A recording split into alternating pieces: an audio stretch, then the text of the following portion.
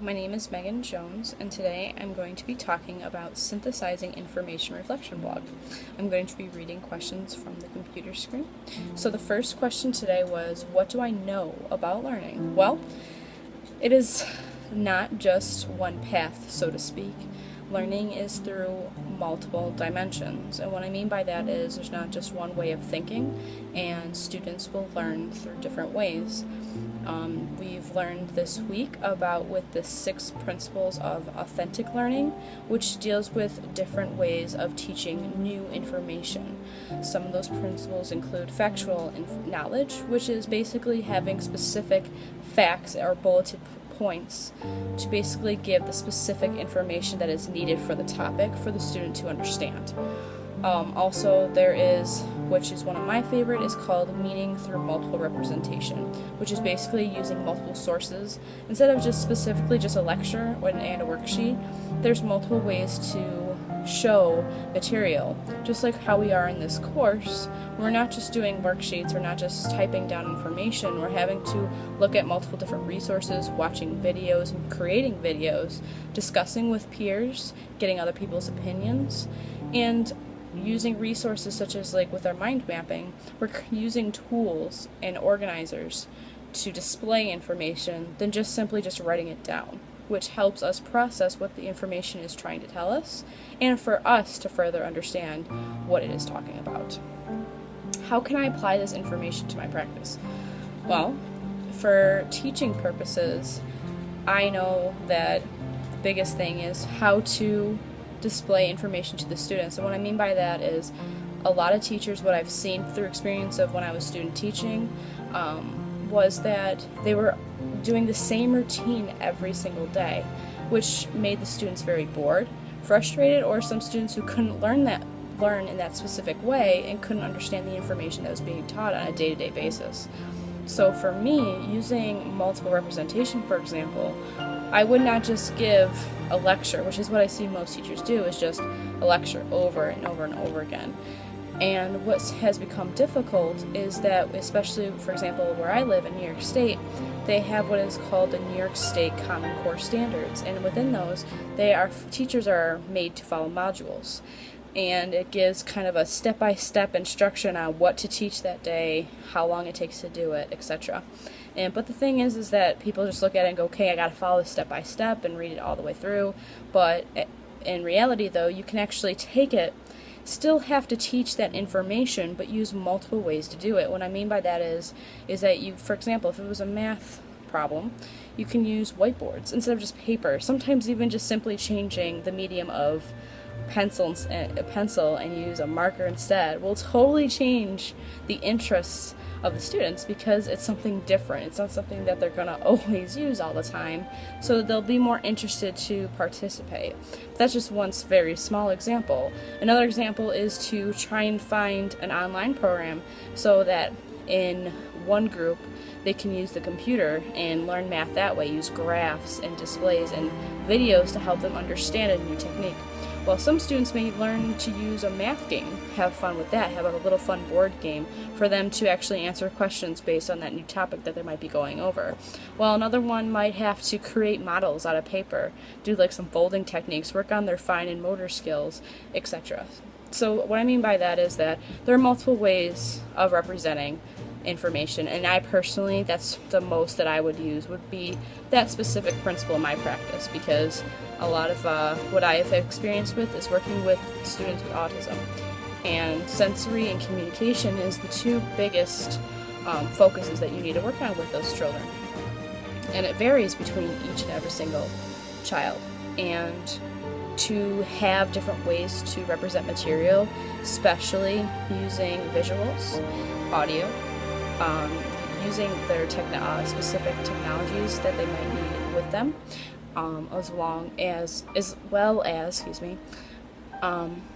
not, like I said, just not using pencil and paper, some other techniques that they can hold, use in their hand, feel that sensory, sometimes could just make the difference in a classroom. But that goes for different people with different disabilities. That doesn't include just ASD. What are the main points of this module? For my opinion, because I wouldn't be so sure if this is correct, my own opinion is that the main idea, one of the main points of this module was based upon what you know and what you need to learn and grow on. For me, I didn't know much about this stuff even being in a special educator. I didn't know the 6 principles of authentic learning, which to me is the most important out of all of this about with the module. We looked at different types of students, and then we had to break everything down to see, well, what can we do to help each student? And it was different for each and every one. I couldn't pick the same authentic learning principle for each and every student that we had to go over. I had to look through and see what standards were specific to their needs, because each of them had different strengths and needs. So the main points of this module was honestly breaking down each and every student's background and academic history, not necessarily pointing out their needs, but also using their strengths to help their needs. So what I mean by that is by taking some of their interests, maybe such as their movies or an object that they might like. For example, one of the students liked trains. Now, you can use that to your advantage as a teacher and as an educator, use the authentic learning principle and create an idea of, well, how can I get the student to understand a topic that they may not be interested in, but how can we relate to that student? And that is very important. So I believe to relate to the student, to understand how they learn, and how to provide the needs that they need, to provide for their needs, so that they are able to progress and learn in the classroom instead of being passed along and struggling throughout the whole entire way. The fourth questions are, what are some questions that I still have about learning? Well, I guess the biggest one for me is, if you have, for example, a lot of teachers are now in inclusion classrooms, which involves students with disabilities and also with just the general education. And I'm curious as to how can you go through each and every single student and provide enough various material for each student. I feel like that would be a hard struggle, and obviously with having maybe a unit plan that can help with having group work and stuff like that. But for an everyday basis, how can a teacher provide for each and every single student every day, or is that even possible? And where do you have to draw the line of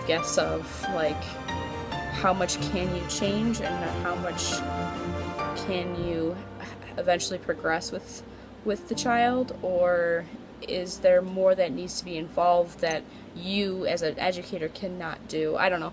I just feel like mine are more general questions, I guess, in terms of being a teacher. Unfortunately, I am not in a school district yet to teach. I just graduated, but I still am concerned with how can you affect every single student's mind and be able to have them progress throughout the year successfully or close to, because state standards and the state exams, especially in New York, for example, are very important, and their scores reflect on your teaching. And is that even fair due to student learning and the various ways that students can learn? How can we help make a difference in each and every student with their scores, but also of their needs? About what subjects do I want to know more? Specifically I guess I want to know more detail about the different types of learning. I want to know what more we can do for the student, because I just see the definitions, and I want to know more examples about how we can use these 6 principles of authentic learning and use them in the classroom, and what techniques can we use in the classroom to help reach every student's needs.